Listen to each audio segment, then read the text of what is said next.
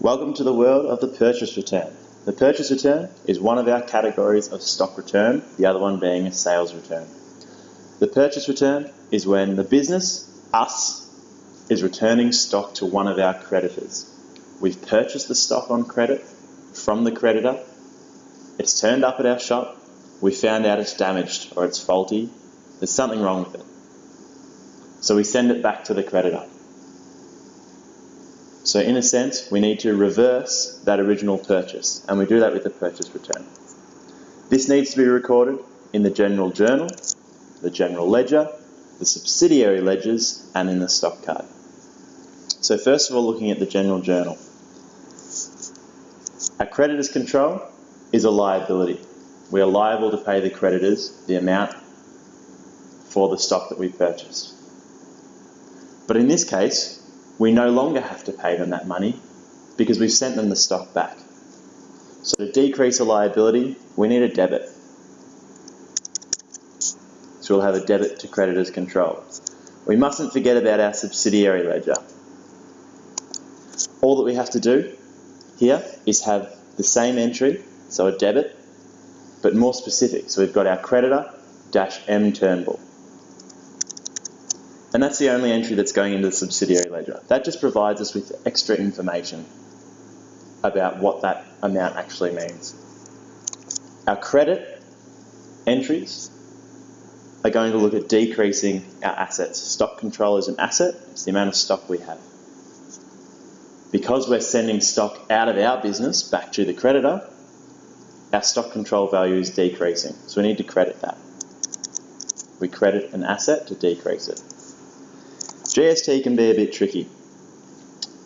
Originally when we purchased this, we recorded that we'd paid that 10% GST. Now, however, because we're sending that stock back, we're not going to pay that GST. So we need to credit that GST clearing account for the 10%. So if we put that in dollar terms instead, we could have $110.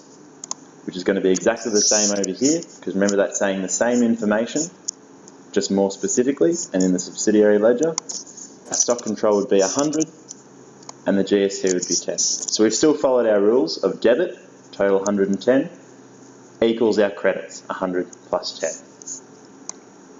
In terms of the stock card, a purchase return is quite easy. The credit note, which is our source document for a stock return, in this case will be issued by the creditor. So we'll receive it.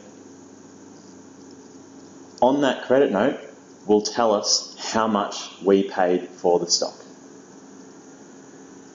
So in this case, we already know from our general journal that it was $100 for the stock. So when we record in the stock card, we'll have credit note 20, whatever the reference number may be. And because we're sending that stock back to our creditor, it's going out. Our stock control, as we put up here, was being credited, so it's decreasing. So stock must be going out. So we'll say there's one, and it was going out at $100, because that's what the credit note said we paid for it. So we don't necessarily have to think about FIFO here. We just go with what the credit note issued by our creditor says. In terms of the general ledger and the subsidiary ledger, just as we've always done, we post straight from the general journal. So our creditors control account will be debited for $110 with a cross-reference to stock control / GST clearing. Our stock control account will be credited for $100, cross-reference to creditors control.